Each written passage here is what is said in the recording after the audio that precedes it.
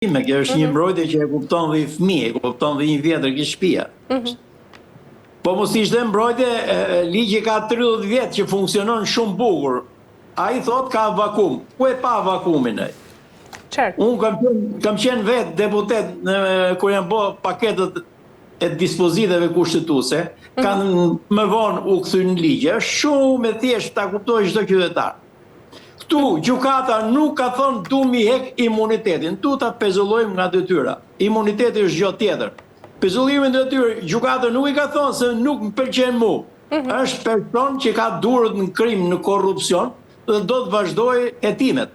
Këto nuk e lejnë me bëjë hetimet, është shumë e thjeshtë. S'ka asi punë me vakumin ligjor këtu. E qartë. Nga ana tjetër, me firmën e kryeministrit shqiptar Edi Rama, Ulsi Manjës dhe Taulant Ballës, mazhoranca dorëzoi në kuvendet draftin për ndryshimet e neni 242 të kodit të procedurës penale, i cili po diskutohet gjithashtu edhe ditën e sotme. Dhe qëllimi zotë Dika është që gjykata të mos kenë më të drejtë të pezullojnë nga detyra presidentin, kryeministrin, ministrat dhe postet të tjera kushtetuese, por këtu përveç atyre që tashmë përjashtohen pra deputet dhe kryebashkiak. Mendoni se do të kishte ardhur kjo nisëm e re nga vetë kryeministri Rama nëse rasti i Ballukut nuk do të ekzistonte? Qiko, po të kështë bo Rama këtë veprim, në rasti kur po dënohesh kryetari i opozitës, do të kishte qenë plotësisht i besueshëm. Po kur e bën për veten e vet, unë jam sportdashës dhe po të flasin gjuhën në sportit, kjo quhet autogol. Me këtë që bëri Rama, reaktivizoi kundërshtimin e gjithë faktorit ndërkombëtar. Në rast se ju keni vënë mrena ditës sa po diskutu kjo punë, gazeta më e madhe Reuters bëri një artikull. Të gjithë ndërkombëtarët kanë filluar të vizitojnë Shqipërinë, janë pozicionuar vertikal kundër kësaj gjëje. Kjo është qesharake fare. Bile në formë batute, me lejoni ta them te në çdo aul, në çdo sallë të gjykatave në vendet domëretike, shkruhet një citat shumë i thjeshtë. Ligji është i barabartë për të gjithë. Sot e mrapa, në sallët e gjykatës Shqipëri duhet në shoj citatin Rama. Duhet të shoj, ligji është i barabartë për të gjithë përveç kryeministit dhe atyre që zgjedh ai. Qartë. Duhet të shoj citat i drejtësisë sot në Shqipëri. E qartë. Zotë Dika, nga ana tjetër mendoni se çdo vendim në këtë rast do të krijojë dhe standarde për ministrat të tjerë, pra sa i përket vendimit që unë sapo thash? Unë jam i bindur që ky ligj nuk të dali, edhe pse ato kanë kartonë, jo çdo gjë bëhet me kartona, se kartoni shivi emrin karton është. Kartoni më i madh është morali, është e vërteta, është produkti, është sa do jetë i kuptueshëm nga vetë shqiptarët dhe nga faktorët ndërkombëtar. Nuk do t'ja dalë Rama. Do dështojë në këtë nismë. Nuk do t'ja dalë. Mendoni se po vendoset tashmë një precedent i rrezikshëm që ministrat nuk dorëhiqen më përballë timeve? Nuk diskutohet, është një precedent i rrezikshëm, por jam i bindur, pastaj jeni edhe përpara një proteste të madhe mbar popullore, jo thjesht partijake. Do të marrë lëkundin e duhur regjimi, nuk do t'ja dali. Këto i kanë ditët me numrim.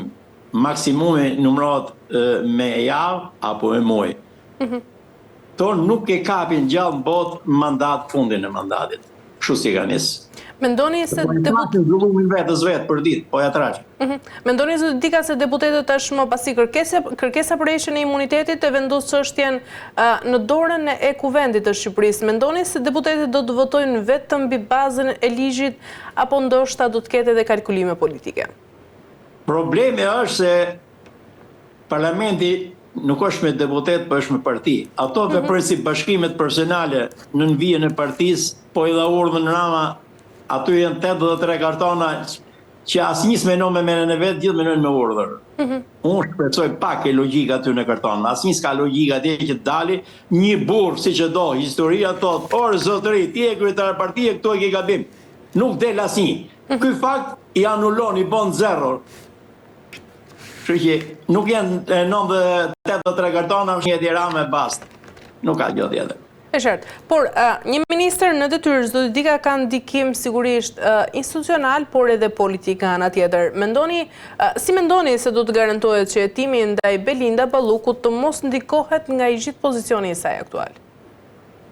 Belinda Balluku, unë kam mendimin dhe përsa i njoh politikën, do t'i hiqet mandati, i lejohet drejtësisë të bëjë atë që duhet bëj.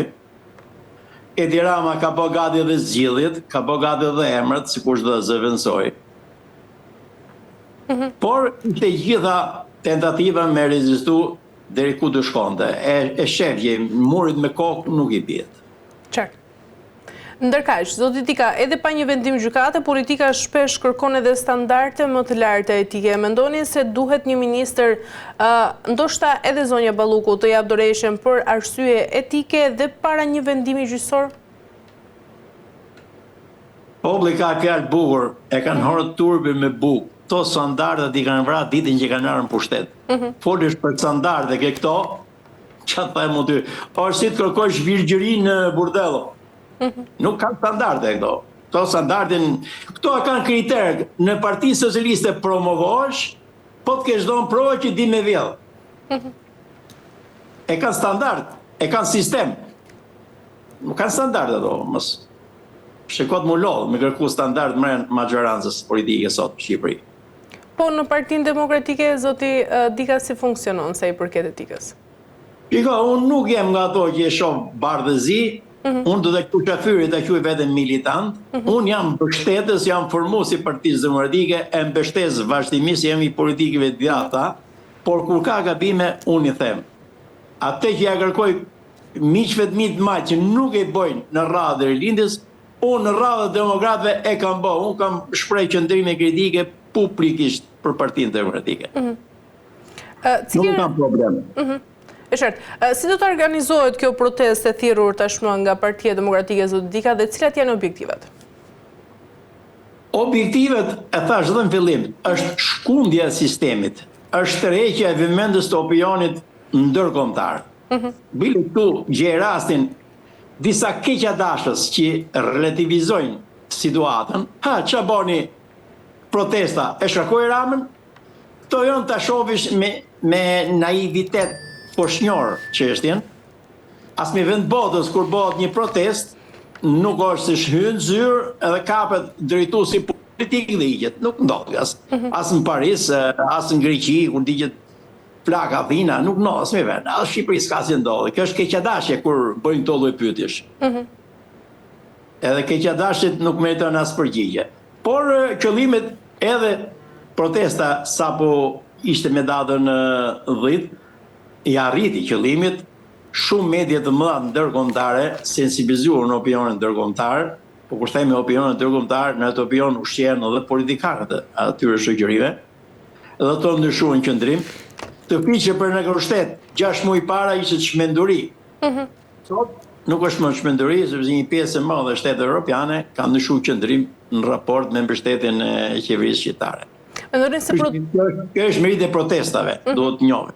E qartë. Mendoni zoti Dika se protesta e organizuar pra ajo që sapo ndodhi ishte brenda të gjitha standardeve, pasi është thënë se janë përdorur të mitur, janë përdorur fëmijët në vijën e parë të protestës dhe aty ku ka përshkallëzuar edhe dhuna? Shiko, po ta krahasojmë me protesta analoge që ka bë vetë majoranca që kritikon, kjo protest ka qenë shumë e butë. Po edhe në vendet më demokratike të Evropës, protestat janë protesta. Po su shpreh një lloj zemërimi me djegjen i kazani plastik, me bëjë atëherë çfarë protesta? Dhe këto mendojnë proteste me karafilat bardhë,